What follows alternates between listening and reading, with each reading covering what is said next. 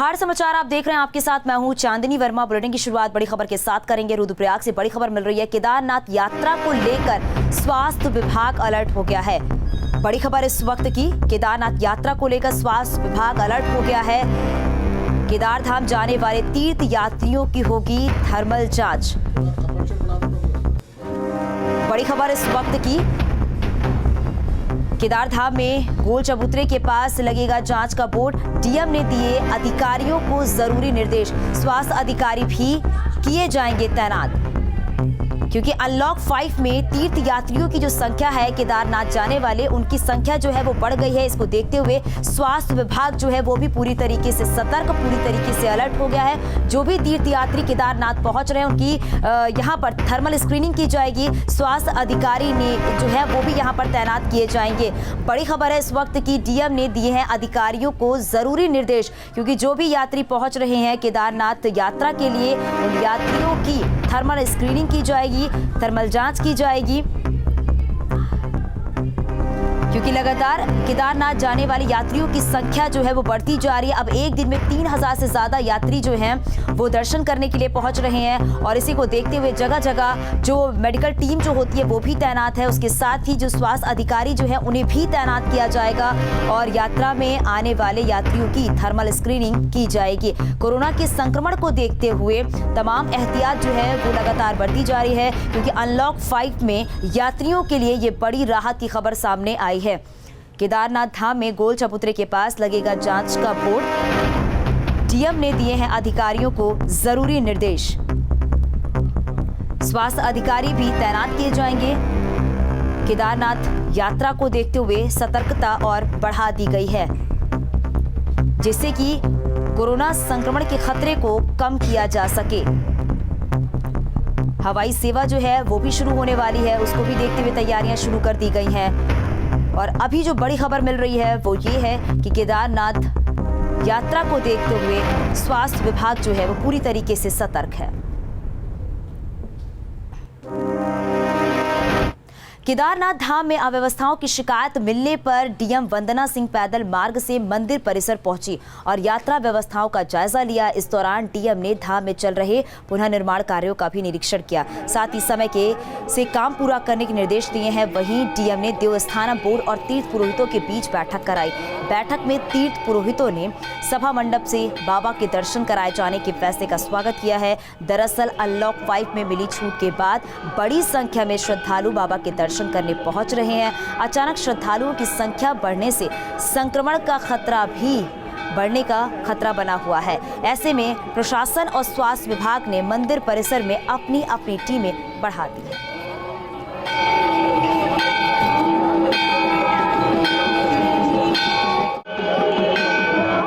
Devasthanam board द्वारा जो guidelines जारी की गई हैं, उनके क्रम में आज तीर्थ पुरोहितों से वार्ता करते हुए सभा मंडप से दर्शन करने हेतु श्रद्धालुओं के लिए ओपन किया गया है। गर्भगृह में जाने की अनुमति अभी भी प्रदान नहीं की गई है। साथ ही जो विभिन्न निर्माण कार्य केदारनाथ धाम में विभिन्न वर्किंग एजेंसीज के माध्यम से किए जा रहे हैं, उनकी प्रगति का निरीक्षण भी किया गया तथा समय से सभी को पूरे करने के निर्देश दिए।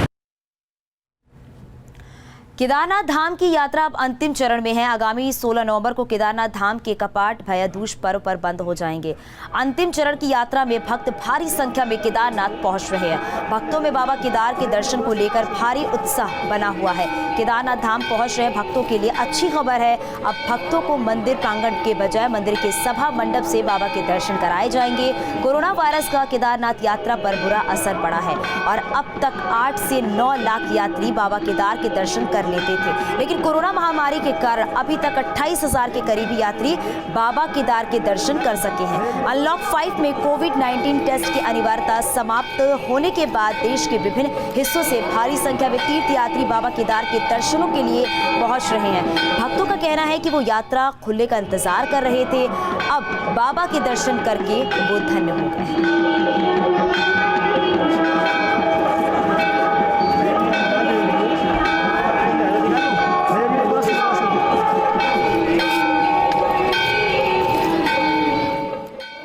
यहाँ पे कल शाम को हमने चढ़ाई की है, कल सुबह चले थे, हमको 7-7.5 घंटे में पहुँच गए हम। यहाँ पे रात को पूजा में हम शरीक हुए थे। यहाँ से जो कॉर्पोरेशन मिला ना लोगों से, बहुत अच्छा मिला, बहुत अच्छे लोग थे, मीठे बोलते हैं। बाबा के आज मैंने दर्शन किए, बहुत ही अच्छा लगा, मन को सुकून हुआ। और सभी के लिए मैं ये प्रार्थना करता हूँ कि हमारे देश में जो महामारी चल रही है वो लुप्त हो जाए, अच्छे से नाश हो जाए और बाबा सबका कल्याण करे। वहाँ से सभा मंडप में जो तीर्थयात्री हैं उनको जाने की अनुमति दी जा रही है। मुख्य द्वार से सभा मंडप में जाते हैं और वहाँ से फिर वो दाहिने होके दाहिने वाले गेट से वो बाहर दर्शन करके आ जाते हैं। व्यवस्था शुरू कर दी गई है और वहाँ पे 1-1 मीटर की दूरी पर गोले बना दिए गए हैं जिसमें कि तीर्थयात्री खड़े हो रहे हैं और सोशल डिस्टेंसिंग का पालन कराया जा रहा है। कुछ ड्यूटी वहाँ बढ़ा दी गई है, सब इंस्पेक्टर एक्स्ट्रा भेज दिए गए हैं जिससे कि वहाँ पे अगर कोई बिना मास्क या घूमता है या सोशल डिस्टेंसिंग का उल्लंघन करता है तो महामारी अधिनियम के तहत उसके खिलाफ कार्रवाई की जा सकती है। चमोली में बद्रीनाथ धाम की यात्रा चरम पर है। बद्रीनाथ धाम के मुख्य पड़ाव के अलावा बद्रीनाथ धाम में लगातार नगर पंचायत की ओर से सैनिटाइजर का छिड़काव किया जा रहा है। वहीं जोशीमठ नगर पालिका भी बद्रीनाथ धाम के आसपास के मुख्य पड़ाव में कीटनाशक पदार्थों का छिड़काव करके कोरोना संक्रमण से तीर्थ यात्रियों को बचाने का प्रयास कर रही है। उत्तराखंड के प्रथम प्रयाग विष्णुप्रयाग में नगर पालिका जोशीमठ के द्वारा कीटनाशक पदार्थों का छिड़काव किया गया। इस दौरान यात्रियों से भी अपील की गई है कि वो साथ में मास्क और सैनिटाइजर अवश्य लाएं। उसके बाद ही यात्रा पर निकले। नगर पंचायत और नगर पालिकाओं के द्वारा जनपद चमोली में स्थित बद्रीनाथ धाम के सभी मुख्य पड़ाव में लगातार सफाई और कीटनाशकों का छिड़काव करके संक्रमण को रोकने का प्रयास किया जा रहा है। बद्रीनाथ से विधायक महेश भट्ट ने हेमवती नंदन केंद्रीय विश्वविद्यालय में धांधली का आरोप लगाया है। महेंद्र भट्ट ने श्रीनगर स्थित विश्वविद्यालय में हुई नियुक्तियों की न्यायिक जांच की मांग उठाई है। महेंद्र भट्ट ने नियुक्तियों के दौरान पत्रावली में छेड़छाड़ का आरोप लगाया है। विधायक का कहना है कि केंद्रीय विश्वविद्यालय में नियुक्तियों के दौरान बड़ी लापरवाही बरती गई है, जिसकी जाँच होनी चाहिए।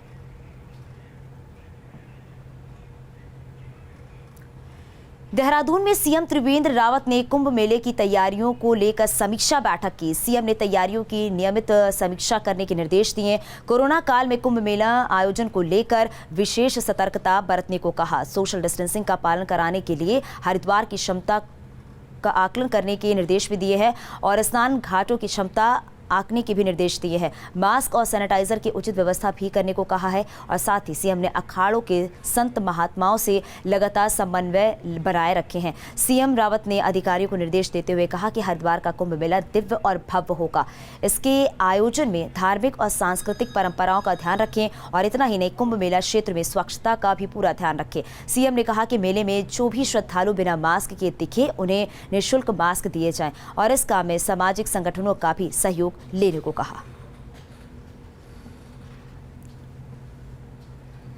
उत्तराखंड में 2021 में होने वाले कुंभ के लिए राज्य सरकार नवंबर तक सभी कार्य पूरा कर लेने का दावा कर रही है। वहीं कांग्रेस के प्रदेश उपाध्यक्ष सूर्यकांत धस्माना ने सरकार पर हमला करते हुए कहा है कि सरकार ने कुंभ के लिए कोई तैयारी नहीं की है। सभी निर्माण कार्य अधूरे हैं और तैयारियों के लिए अब समय भी नहीं बचा। ऐसे में सरकार के दावे झूठे हैं। कांग्रेस के बयान पर बीजेपी प्रदेश प्रवक्ता विनय गोयल ने पलटवार किया है। उन्होंने कहा है कि कांग्रेस सिर्फ आरोप लगाने की मशीन बन चुकी है। उन्होंने कहा कि कुंभ के मुद्दे पर कांग्रेस को चाहिए कि वो सरकार को सुझाव दे, लेकिन कांग्रेस के नेताओं को केवल आलोचना करना ही आता है। ट्रांसपोर्टर खत्म है, व्यापारी खत्म है, अब कुंभ की क्या तैयारी करोगे? अब ये अक्टूबर निकल रहा है, अब जनता ने कितने आना है वो तो अलग बात है। अब तो कुंभ की तैयारी के लिए अपना भोंपू इसलिए बजा रहे हैं, उनको मालूम है कोरोना काल है, सीमित लोगों ने आना है। अब 2010 की तरह कुंभ होता है, उसके बाद 2016 की तरह कुंभ होता था, कहते कि हमने तैयारी करी है। क्या तैयारी करी है? खाक तैयारी करी है। देहरादून से लेकर के हरिद्वार तक का भी राष्ट्रीय राजमार्ग तो अभी तैयार हुआ नहीं है। क्या तैयारी करी है? कोरोना के कारण से जैसा विचार किया गया था, मुझे लगता है कि वैसा होना संभव नहीं लग रहा है। क्या अच्छे से अच्छा हो सकता है वो करने का प्रयास कर रहे हैं, योजना बन रही है। और मैं अनुरोध करूंगा कि कांग्रेस को, कि वो भी उत्तराखंड के वासी हैं, कोई रचनात्मक सुझाव हो उनके पास तो उसका स्वागत है, लेकिन इस प्रकार की घटिया बयानबाजी करके प्रदेश का माहौल बिगाड़ने का काम न करें। उत्तराखंड में सभी विभागों से अनुपूरक मांग को लेकर निर्देश जारी कर दिए गए हैं। वित्त सचिव अमित नेगी ने जानकारी दी है कि सभी विभागों को अनुपूरक बजट के तहत अपनी मांग भेजने के लिए कहा गया है। सचिव वित्त का कहना है कि कोविड-19 के चलते विभागों के बजट लगभग खर्च हो चुके हैं। ये कई सारे विभागों के द्वारा अनुरोध किया गया था कि उनको अलग अलग सेक्टर्स में खासतौर पे सेंट्रली स्पॉन्सर्ड स्कीम के लिए बजट की आवश्यकता है। उसी के अनुरूप हम लोगों ने सारे डिपार्टमेंट्स को लेटर लिखा है कि 15 अक्टूबर तक अपना पूरा डिटेल हमें दे देंगे, जिसमें मुख्यतः हमारे वचनबद्ध मत है हमारे सेंट्रली स्पॉन्सर्ड स्कीम्स है या फिर हमारे जैसे एजी के नॉर्मल इश्यूज़ रहते हैं खासतौर पर कंटेंसी को लेके, यदि कंटेंसी का रिकन्सिलेशन करना है तो हमने सारे डिपार्टमेंट्स को लेके 15 अक्टूबर तक सप्लीमेंट्री बजट का सबको डायरेक्शन दी है। उत्तराखंड में कोरोना महामारी का खतरा अभी भी बना हुआ है। शासन प्रशासन लगातार लोगों से सतर्क रहने की अपील कर रहा है, तो वहीं जरूरी सुरक्षा के उपायों पर भी ध्यान दिया जा रहा है। इसी कड़ी में डोईवाला बाजार में अब बिना मास्क आने वाले लोगों को जहां दुकानदार सामान नहीं देंगे, वहीं बिना मास्क वालों के साथ सरकारी कर्मचारी भी सख्ती से पेश आने वाले हैं। बिना मास्क के किसी भी व्यक्ति को किसी भी सरकारी कार्यालय में प्रवेश नहीं दिया जाएगा। डोईवाला के एसडीएम लक्ष्मी राज चौहान ने व्यापार संघ के साथ बैठक करते हुए अनलॉक 5 की गाइडलाइन का पालन कराने के लिए सभी से सहयोग की अपील की है। इस अवसर पर राज्य मंत्री करण सिंह बोरा ने भी लोगों से अपील की है कि सरकार कोविड-19 से निपटने के लिए लगातार प्रयास कर रही है और काफी हद तक कोरोना पर काबू पाया जा चुका है। इसलिए लोग अभी भी सावधान और सतर्क रहें और गाइडलाइन का पालन करते रहें। मास्क बना रहे हैं। मास्क हमारे पास 5,000 6,000 की भी डिमांड आई है और मास्क बना रहे हैं हम। इसमें हमको मास्क में हमको 3 रुपये रोज़ के हिसाब से हमको एक मास्क के हिसाब से मिल रहा है और हम 100 से अधिक बना देते हैं मास्क को। टोटल 45 सहकारिताओं के माध्यम से जिला प्रशासन के सहयोग से हम लगभग प्रत्येक ब्लॉक में 5,000 से लेकर 10,000 मास्क बना रहे हैं, जिसमें कि हमारे स्वयं सहायता समूह की जो महिलाएं हैं वो जिनको कि मशीन चलाने में महारत हासिल है, उनको हमने अलग अलग ब्लॉक में आइडेंटिफाई किया है और उनके माध्यम से हम लगभग पूरे ज़िले में देखें तो 5-5 हज़ार प्रत्येक ब्लॉक में मास्क बनाने का हमारा इस समय वो चल रहा है। और चलिए अब आपको वो तस्वीरें दिखाते हैं, क्योंकि आज वायुसेना दिवस है और इस मौके पर ये तस्वीरें आपको हिंडन एयरबेस से लाइव तस्वीरें आपको दिखा रही हैं। दुनिया की चौथी सबसे ताकतवर एयरफोर्स भारतीय वायुसेना आज अपना 88वां स्थापना दिवस मना रही है और इस मौके पर इंडियन एयरफोर्स के फाइटर जेट्स, अटैक हेलीकॉप्टर्स और कई एयरक्राफ्ट्स आसमान की ऊंचाइयों में अपना करतब दिखाएंगे। ये लाइव तस्वीरें आपको दिखा रहे हैं। भारत चीन सीमा पर तनातनी के बीच इस बार एयरफोर्स डे यादगार बनाने की पूरी तैयारी कर ली गई है। गाजियाबाद के हिंडन एयरफोर्स स्टेशन पर वायुसेना प्रमुख के साथ साथ थल सेना और वायु नौसेना अध्यक्ष भी मौजूद रहेंगे। ये लगातार तस्वीरें आपको दिखा रहे हैं कि किस तरीके से तैयारियां की गई हैं और सभी तैयारियां पूरी कर ली गई हैं। कोरोना वायरस संक्रमण की वजह से इस बार कम ही लोगों को कार्यक्रम के लिए आमंत्रण मिला है। इसके बावजूद तकरीबन 2 से 3 हज़ार की भीड़ इसमें जुटेगी। ये लाइव तस्वीर आपको दिखा रहे हैं। वायुसेना के मुताबिक इस साल एयरफोर्स डे परेड के दौरान 19 हेलीकॉप्टरों के साथ 19 लड़ाकू और 7 परिवहन विमान समेत कुल 56 विमान प्रदर्शन में हिस्सा लेंगे। ये तस्वीरें आपको दिखा रहे हैं। हवाई परेड में वायुसेना में हाल ही में शामिल हुए राफेल एयरफोर्स डे परेड के दौरान जगुआर के साथ मिलकर उड़ान भरेगा और पहली बार राफेल उड़ान भरेगा। जगुआर, सुखोई 30, मिग-29, तेजस परेड भी शामिल होंगे।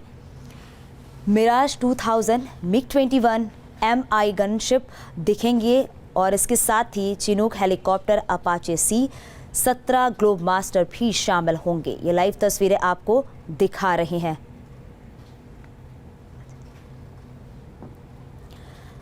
तो ये लाइव तस्वीरें आपको दिखा रहे हैं हिंडन एयरबेस से। आसमान में आज हिंद की ताकत देखने को मिलेगी और वायुसेना दिवस के मौके पर आज पहली बार राफेल उड़ान भरेगा। तैयारियां पूरी कर ली गई हैं। कोरोना को देखते हुए तैयारियां पूरी हैं और इस बार 3,000 लोग शामिल होंगे। ये तस्वीरें आपको दिखा रही हैं और अब से कुछ ही देर बाद ये कार्यक्रम शुरू हो जाएगा। तो वायुसेना जो अपनी ताकत है वो आज दिखाएंगे। इंडियन एयरफोर्स ने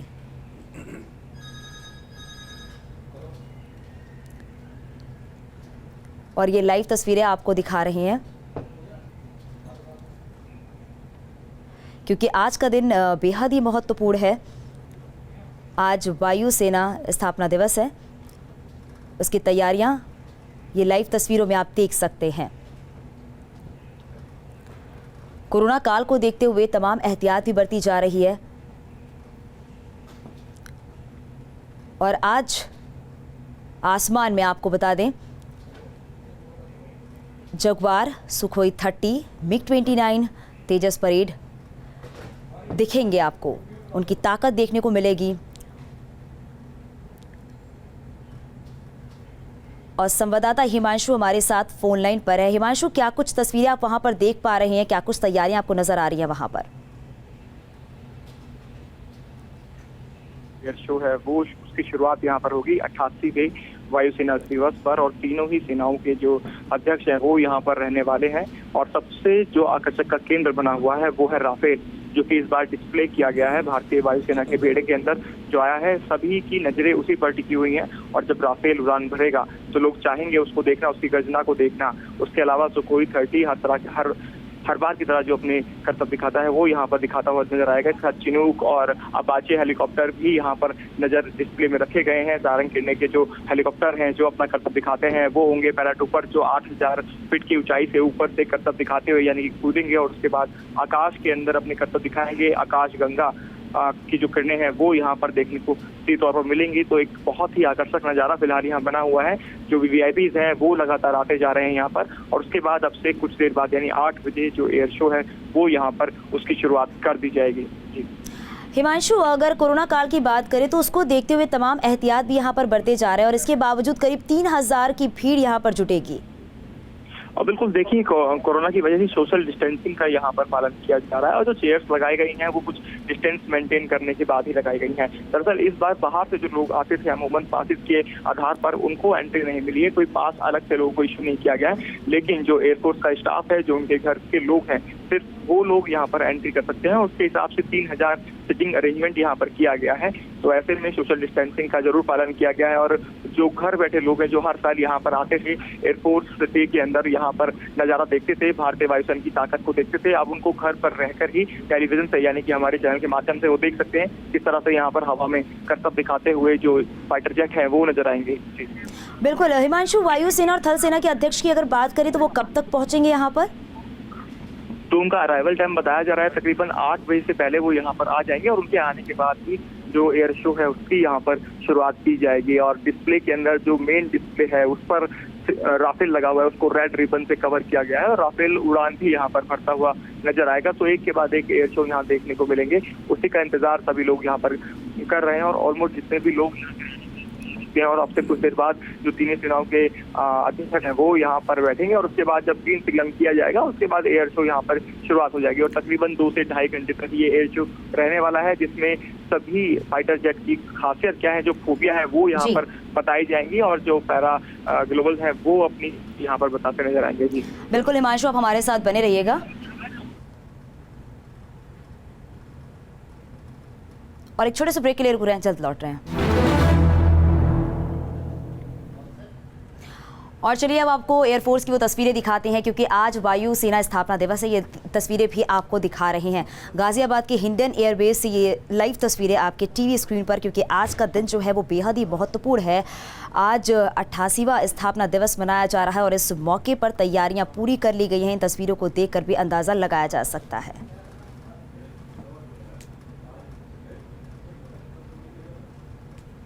उत्तराखंड में भले ही अब तक कोविड के मामले 51,000 के पार हो गए हो, लेकिन पिछले कुछ दिनों से कोरोना के नए मामलों में काफ़ी कमी आई है। वहीं कोरोना पॉजिटिव मरीजों की मौत के मामले भी काफ़ी कम हुए हैं। सीएम भी इसको लेकर जनता से अपील कर चुके हैं कि वो कोविड-19 नियमों का पालन करें, खास तौर पर बुजुर्ग लोग अपना ख्याल रखें। प्रदेश के स्वास्थ्य सचिव अमित नेगी ने का कहना है कि कोरोना को लेकर स्वास्थ्य विभाग पूरी तरह से अलर्ट है। हालांकि इन दिनों मामलों में काफ़ी कमी आई है, लेकिन जांच का दायरा बढ़ाने के लिए कार्य किए जा रहे हैं।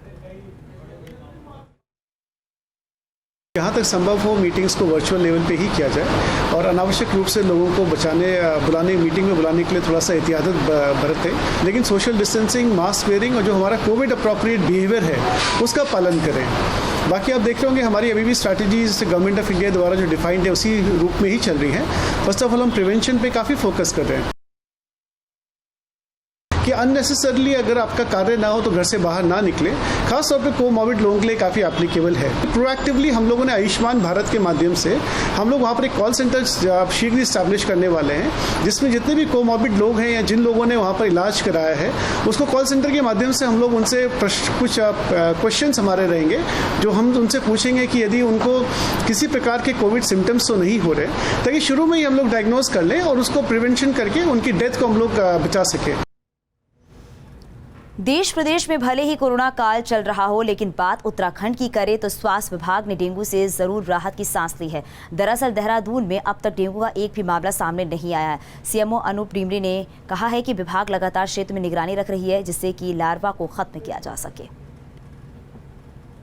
नियंत्रण लार्वे का हमारा सर्वेक्षण किया जा रहा है और विगत वर्ष हमारे 4 अक्टूबर तक 6 लोगों की अभी तक डेंगू से डेथ हो चुकी थी, लेकिन इस बार अभी तक एक भी डेंगू का मरीज हमारे समझ में नहीं आया। लगभग 14,000 के लगभग हमने लार्वे नष्ट किए हैं और कई लाखों के घर में हमने सर्वे किया है और दिन रात हमारी टीम इसमें प्रतिदिन के हिसाब से लगी हुई है और बहुत बेहतर काम कर रही है, जिसकी वजह से कि हमारा आज डेंगू के प्रति हम जो हमारे संसाधन व्यय हो रहे थे और लोगों की जो मौत हो रही थी, जो बीमार हो रहे थे, वो बिल्कुल शून्य है। और यहाँ रुकें कुछ ही पलों के लिए, लेकिन खबरें जारी हैं। बने रहिए न्यूज स्टेट के साथ।